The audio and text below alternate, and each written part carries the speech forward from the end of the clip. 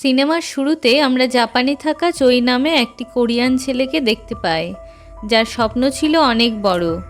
সে fighter প্লেনের pilot হতে চেয়েছিল। সেই জন্য সে তার বন্ধু চুনবে ও অন্যান্য সাথীদের সাথে জাপানের এয়ারফোর্স ক্যাম্পে পৌঁছে যায়। কিন্তু সেখানে জাপানিরা তাদের সাথে খুব খারাপ আচরণ করে, তাদের সবাইকে সেখানে বেঁধে রেখে দেয়। সেই সময় কেটো নামে এক অফিসার এসে তাদেরকে খুলে দিতে বলে। ওই কোরিয়ানদের মধ্যে একজন কেটোকে খারাপ ভাষায় কথা বলতে থাকে। এইটা শুনে কেটো চইকে ফাইট করার জন্য আহ্বান করে। কেটো বলে, তুমি জিতে গেলে তোমাদের সবাইকে আমি ছেড়ে দেব। শুরু হয় দুজনের মধ্যে ফাইট। চই তার কোরিয়ান স্টাইলে মারতে থাকে, কিন্তু কেটোর সামনে সে কিছুই করে উঠতে পারে না। কেটো তাকে মেরে ফেলতে যাবে এমন সময় আমেরিকানরা ওদের ওখানে আক্রমণ করে বসে। সেই সুযোগে চই ও তার সাথীরা সেখান থেকে পালিয়ে যায়। এর পরের দৃশ্যতে আমরা দেখতে পাই চই চুনবের দোকানে সাহায্য করছে। সব কিছু ঠিকঠাকই চলছিল। এমন সময় ইয়াকুজা নামে এক গুন্ডা তার দলবল নিয়ে চুনবের দোকানে টাকা তুলতে আসে। চুনবে তাদেরকে টাকা না দিলে তারা চুনবেকে খুব মারধর করে। সেই সময় চই সেখানে এসে এই গুন্ডাদের মারতে থাকে।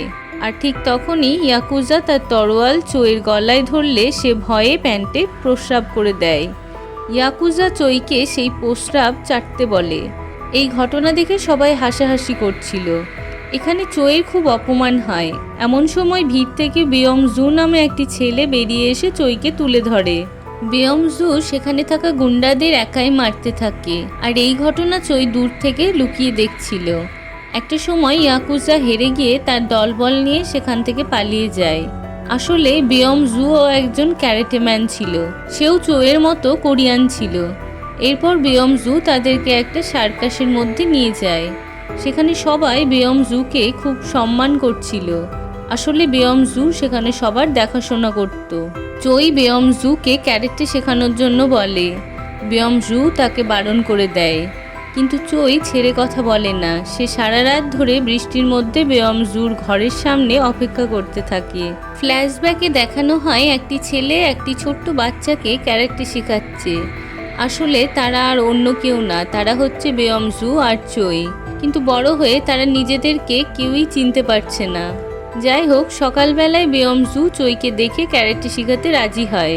এরপর বিয়ংজু ক্যারেটে শেখার কাপড় এবং একটি বই দেয়, আর বলে এর প্রয়োগ তুমি শুধুমাত্র নিজের এবং অপরকে বাঁচানোর জন্য করবে।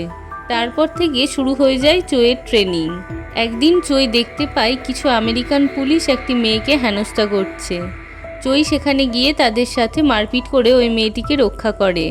এই ঘটনা গোটা শহরে ছড়িয়ে পড়ে।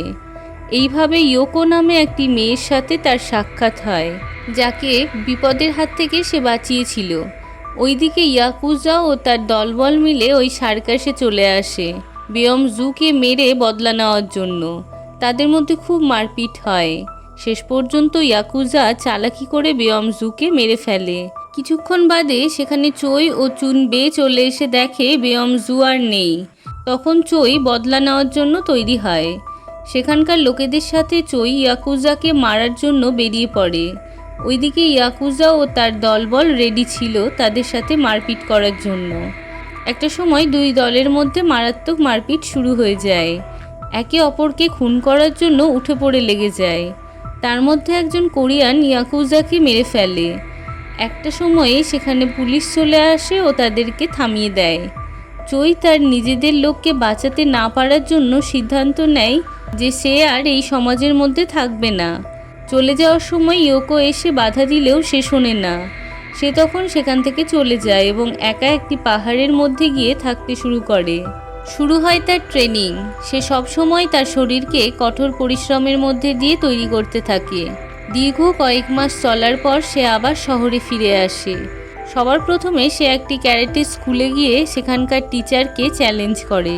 টিচার তার ছেঁড়া কাপড় দেখে হাসে। সে নিজে না গিয়ে তার অন্য স্টুডেন্টদের পাঠায়। চই একে একে তাদেরকে পরাজিত করে। শেষে টিচার আসলে তাকেও পরাজিত করে। এরপর চইয়ের নাম খবরের কাগজে বেরিয়ে পড়ে। এই খবর কেটোর কাছে পৌঁছায়, যে এখন জাপানের ক্যারেটে অ্যাসোসিয়েশনের হেড। ওইদিকে চই একে একে জাপানের সমস্ত নামী ফাইটার্সদের হারাতে থাকে। কেটো খবর শুনে চিন্তায় পড়ে যায়। কেটো তখন একটি কনফারেন্স ডেকে বলে চই চিটিং করে সবাইকে হারিয়ে ফেলেছে। এমনকি চইকে মারার জন্য কেটো একটি লোককে পাঠায়। এর মাঝখানে ইয়োকোর সাথে চইয়ের দেখা হয়ে যায়। একদিন এক ভিড়ের মধ্যে চই দাঁড়িয়েছিল, সেই সময় কেটোর পাঠানো ওই লোকটি এসে চইয়ের পেটে চাকু ঢুকিয়ে দেয়। সৌভাগ্যবশত চই বেঁচে ওঠে এবং ইয়োকো তার সমস্ত দায়িত্ব নেয়। একদিন চুনবের ফোন আসে। দেখা করতে গিয়ে আহত অবস্থায় পড়ে থাকা চুনবে বলে কেউ তাকে মারার প্ল্যান করেছে, আর চই যদি কেটোর সাথে ফাইট না করে তাহলে তাকে মেরে ফেলা হবে। চই চুনবের বাড়ি থেকে বেরিয়ে দেখে তাকে মারার জন্য ওই ফাইটার দাঁড়িয়ে আছে। তখন দুজনের মধ্যে খুব মারপিট হয়। চই ওই ফাইটারকে মেরে ফেলে। পরে জানতে পারে ওই ফাইটারের একটি বউ আর একটা বাচ্চা আছে। তখন সে খুব আফসোস করে। চই তখন তাদের কাছে গিয়ে মাস্টারের দেওয়া পোশাকটা ফেলে দিয়ে পুরো ঘটনা বলে এবং তাকে ক্ষমা করে দিতে বলে, আর বলে এরপর থেকে সে আর কারোর সাথে ফাইট করবে না। ওই ফাইটারের বউ তাকে ক্ষমা না করে সেখান থেকে চলে যায়। চই সারাদিন রাত তার বাড়ির সামনে বসে থাকে ক্ষমা পাওয়ার জন্য। কিন্তু একদিন তার ছেলেকে পাহাড়ের চূড়া থেকে ঘুরিয়ে নিয়ে আসে। এরপর ওই ফাইটারের বউ তাকে ক্ষমা করে দেয় এবং তাকে ওই পোশাকটা দিয়ে বলে কখনোই নিজের স্বার্থে ফাইট করবে না, সবসময় অন্যায়ের বিরুদ্ধে ফাইট করবে। এরপর চই কেটোর চ্যালেঞ্জ অ্যাকসেপ্ট করে নেয়।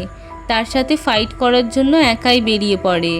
কিছুক্ষণ পরে চই একটি ফাঁকা জায়গায় পৌঁছায়। তখন কেটো তার লোকজন নিয়ে দাঁড়িয়েছিল। একে একে কেটোর লোকেদের চই হারাতে থাকে। সবশেষে কেটো আসে ফাইট করতে। কেটো ভাবে তার থেকে শক্তিশালী আর কেউই নেই। সে নিমেষে চইকে হারিয়ে ফেলবে। শুরু হয় তাদের দুজনের ফাইট। কেটো চইকে বিভিন্নভাবে মারার চেষ্টা করলেও চইয়ের সাথে পেরে ওঠে না। চই কেটোকে শেষ পর্যন্ত হারিয়ে ফেলে। চইয়ের মারাত্মক প্রহারের সামনে কেটোর পা ভেঙে যায় এবং সে মাটিতে বসে পড়ে।